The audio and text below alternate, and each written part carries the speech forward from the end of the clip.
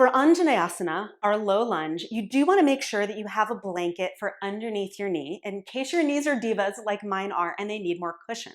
So go ahead and place a blanket in the middle of your mat so that you can take your right leg forward and put your left knee down.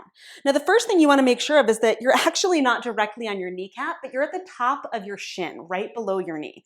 That's important because if you're on your kneecap directly, it just won't feel as good. Okay. The next thing that's important is you want to make sure that your right leg, your front leg here, starts about at a 90-degree angle and your left knee is directly underneath your hip. Okay, what this does is it gives you a lot more ease in terms of mobility.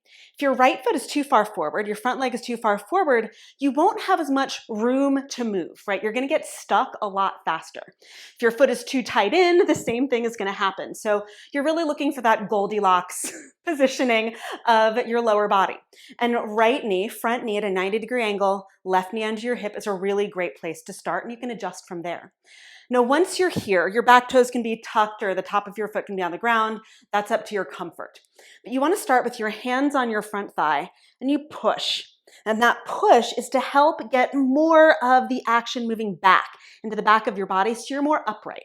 The reason for this is that the tendency when you lunge is to lead with your upper body. And you want to avoid that because if I'm lunging forward with my upper body, see how I'm on the diagonal with my back leg? I'm not really moving my hips quite as much here. I'm directing the action with my upper body instead of the lower body, and this is a lower body pose. So if I start with myself more upright, not only do I have more core support, which is really beneficial, particularly when you get into the back bend of this lunge, but you also have more freedom to move. Again, you are directing the energy lower. Okay, so you press into your front thigh and round back so that you are more vertical over your back leg and you have a little bit more core support.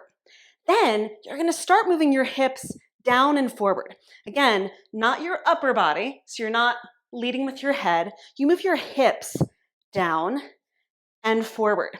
And what that will do is it'll take your front knee past a 90-degree angle, which is totally okay.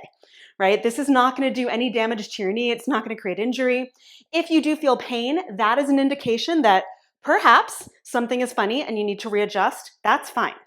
Okay, and again, you want to keep trying to find that back body support as you lunge deeper, right? So that you keep core support instead of losing it, right? And then you go as far forward as your body will let you go, right? It might be way down here, it might be a little bit higher up.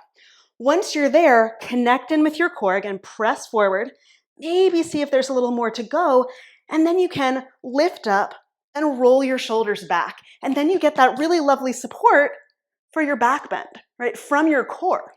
The problem is, and I'm going to show this really quickly, if